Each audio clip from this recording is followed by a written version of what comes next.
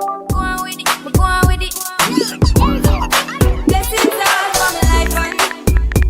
My thank God for the journey, the earnings, and just for the plus. Gratitude is a must. See blessings fall by my right hand.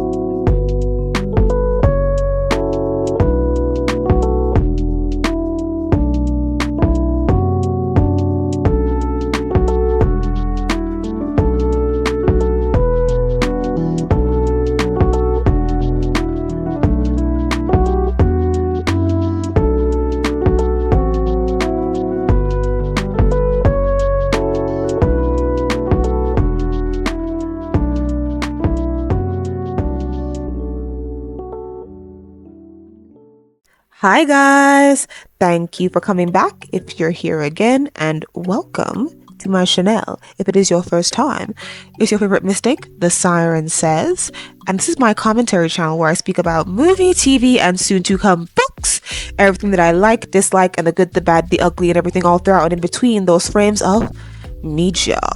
Disclaimers, it's just an opinion, it's just my opinion. Don't hate on me for it, make your own opinion down below.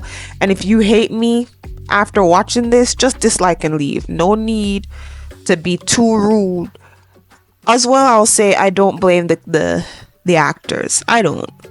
As upset as I am about what I say, I'm only saying this about the way that they were written and directed. So it's the adults that I'm upset with, it's not the children. They ain't do nothing but love this show and want to see it a certain way. They ain't do nothing. This is about Katara, but before I bring up Katara, I wanted to say about the Sokka episode. I remember, I think the Katara actress said that there were some iffy moments with Sokka's sexism. And I'm just like, what are you talking about? Like, yeah, Avatar was deep, but it wasn't that deep. You know, like, Sokka wasn't like laughing at like women getting R-worded. Like, it wasn't that deep. It wasn't that deep. Guarantee you. All right, so just calm it down. Yeah, I just whatever. So just to give you some context, Katara used to be my favorite character in the original show, and then Toph came along, and then Katara got really weird in season 3.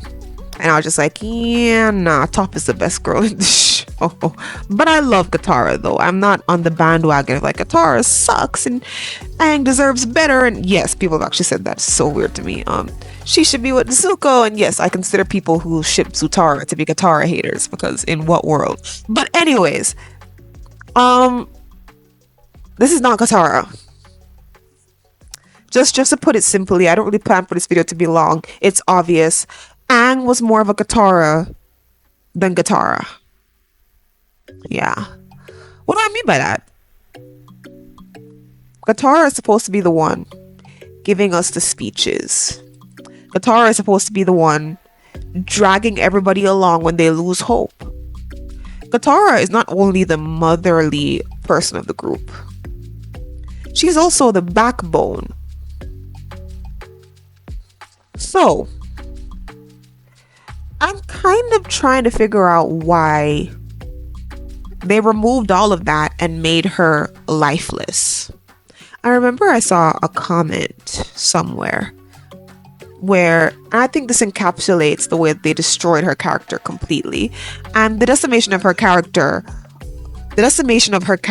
also brings to light what I was saying about the feminism in the show sort of being removed because of the way they decided to do the men in the show. And by extension, the way they did the men affected how they did the women. So, you know, I was okay when Aang had to convince Kyoshi for them to stay. I thought that speech was fine, and I think it was a good way of portraying how Aang could be as a leader. So I didn't mind that, even though it wasn't in the original show. I thought, okay, fun addition, I like that, you know.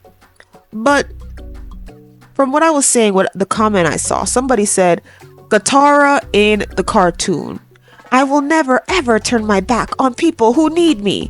That is obviously from the Painted Lady episode. Now they're saying versus this Katara. Well, you know, people die. Look, don't be mad at me, be mad at these writers, because that just sounds so accurate to me. I was dying laughing. This Katara is heartless, and not even in a cool way, like, oh, this Katara is heartless, so bodies are dropping. No, she's just dry, like Cole sucked the soul out of her or something. I didn't care to see her. I don't necessarily love how the water bending was being portrayed either, so that just kind of made me not necessarily care as well, because even the water bending is my favorite bending. It was a little clunky in live action. I'll give them some time. We'll see how it looks in season 2, but I was not very impressed. You know, I don't like how they made her a master, but with the way they had to rush everything through, we didn't really even get to see any of her fieriness, her character development. Like, even when she was mad at Jet, like, it really didn't even mean anything. I didn't feel anything. Like, this is not Katara, bro. This is not Katara. She's boring. She's uninteresting. There's no fire in her. There's no intrigue in her. She's dull. She's easily forgettable and honestly replaceable at this point. And that's crazy. I'm talking about Katara. Like, in what world are any of those words used to describe her? In what world? Let me know. Now, I know somebody could come and say, girl, you bugging. She did this, she did that. The one scene I liked with her was when she was splashing around in a puddle with Aang by the river in Kyoshi Island. That's it. That's it. I just didn't like her. Nothing there to like. To speak about what happened with her and Sokka, what they did decide to keep was this weird sibling rivalry thing that they don't really have. It's like, let me explain. It's not to say they've never fought or never disagreed, but it's never been like a giant point of contention that you're gonna like give it its own storyline. What? No, that's not them. They usually argue because they both think they're right. And their arguing came to a head in The Great Divide, an episode that only I appreciate. So for you to throw away The Great Divide, but then bring it back in a Cave of Two Lovers style mashup, you obviously weren't thinking properly, directors. In what world? Number one, a lot of people already don't really want to see Gao and Teo and Mr. Cormier do anything physical, which is stupid. They're not going to be doing anything physical until season 3. Guys, think. And by that time, Gao and Teo and Mr. Cormier will be of age. Yes, that means Katang can still happen in live action, because the ages will be more correct and it will be less creepy. Zutara is not the immediate answer for that. However, I do feel like if they didn't want it to be Gordon Cormier, Jet and Haru were right there. But y'all never want to give it to Jet or ever want to give any respect to Haru, because y'all just throw away the whole prison boat episode. Wow. But anyways, speak about the Cave of Two Lovers quickly. I hated it. I don't know why it was there. If you weren't going to have her and Aang go through the tunnels in season 2, because it's not even a season 1 thing, don't bring it here at all. We don't need it. You don't need to introduce the badger moles. We all know about badger moles. It's fine. If you wanted to bring up Toph's backstory with the badger moles earlier, do that in season 2. But you don't need to bring us the Cave of Lovers at all. If there was one episode that you could have erased or whatever, and I don't think there's any erasable episodes, but if you have to smush everything together and then remove some stuff, you didn't need to add in the Cave of Two Lovers. It just pissed me and a lot of other fans off. It wasn't needed and it was weird.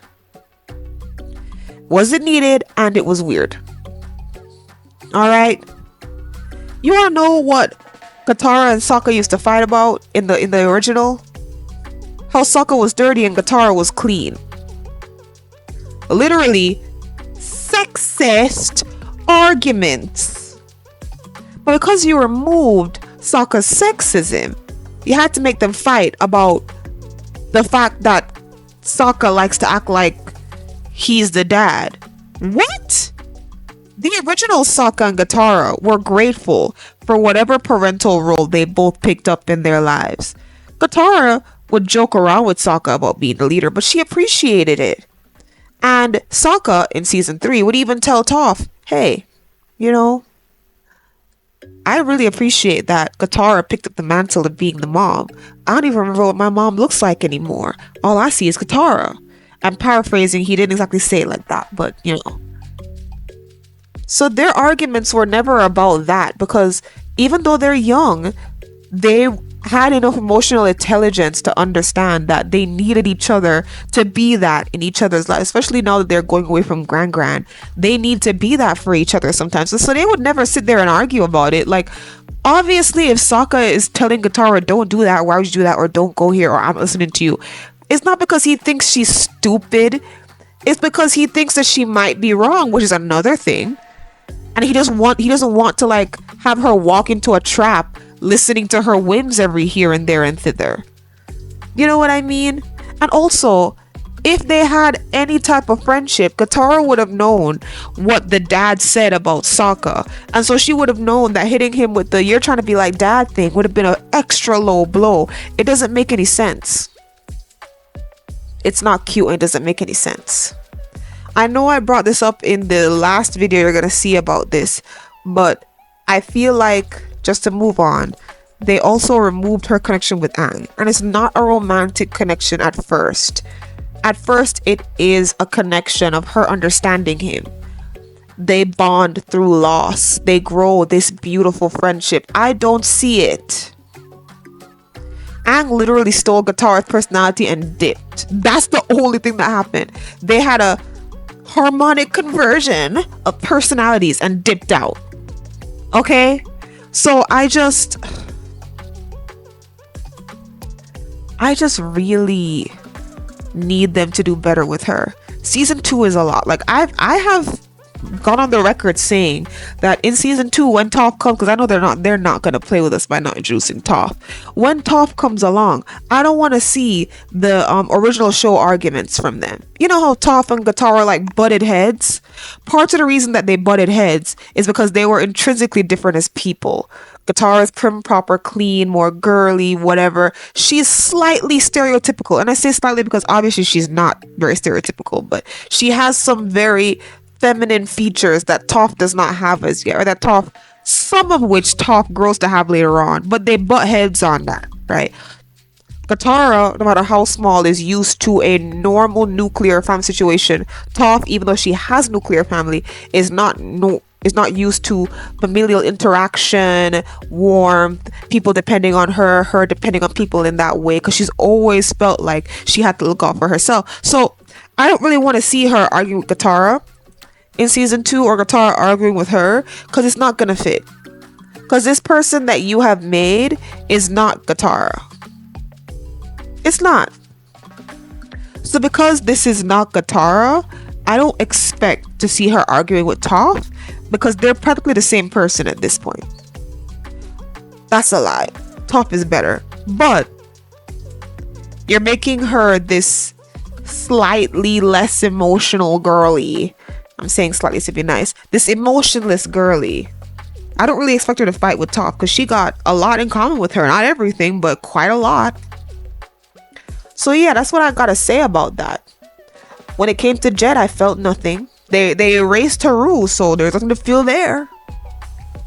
We're not even gonna talk about the water tribe thing, because I'm gonna bring that up with Aang's video. It will be probably the last video. I don't understand what's wrong with y'all. Why is it that like y'all decide that like we don't need training arcs anymore? I'm asking for a friend. What's wrong with training arcs? We had pieces of it in the One Piece live action. Like, we had pieces of a training arc in the One Piece live action. So it's not like, oh, there was so much to adapt that we didn't have time to show them training more than like seeing Katara fail at water whipping once or twice. Like, no. No, stop playing with me. Because I know that's what some people are going to say. That because they had to speed it up, there was a bunch of stuff that got left over. Stop playing with me. Stop playing with me. It's a game. You guys are playing a game. If you enjoyed this show, fine.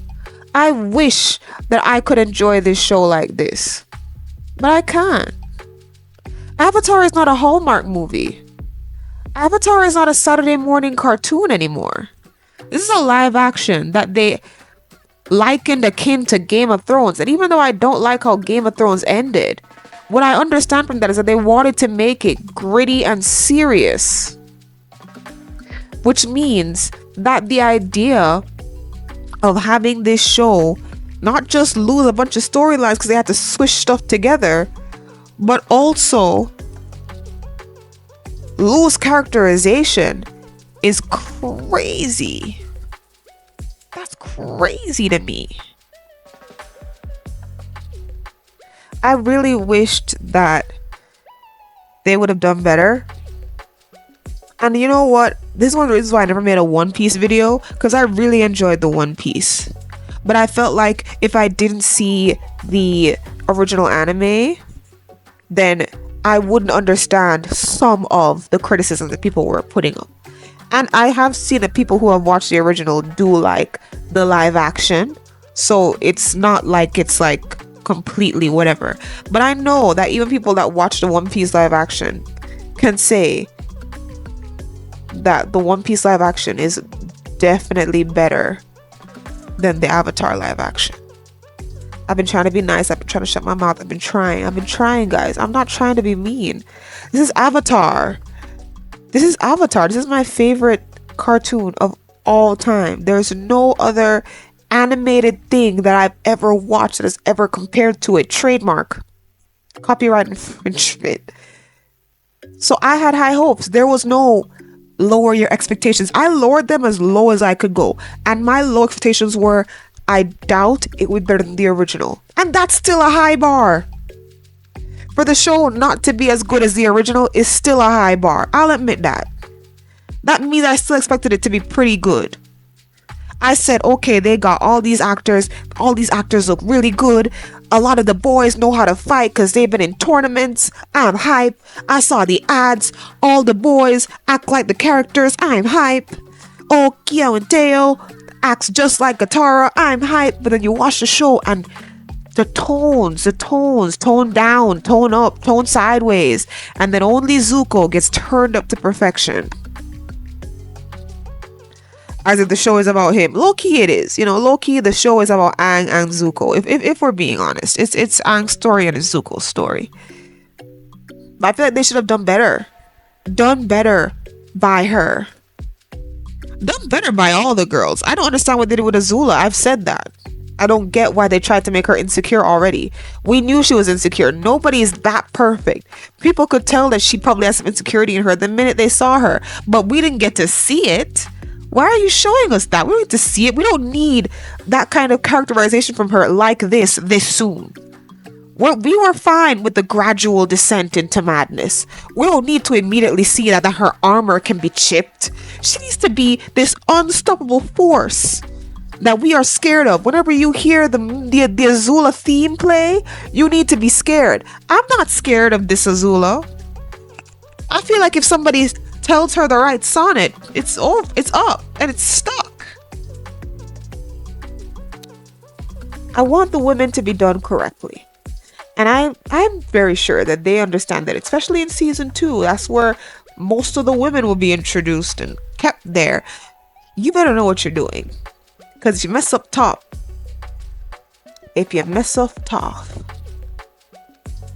it's up for you. And I won't be able to save you. The people who aren't making YouTube videos will be the ones marching for your downfall. Okay? Anyways, saying bye to this drab girly, going back to watch the original show to get my perfect sugar spice and everything nice girly.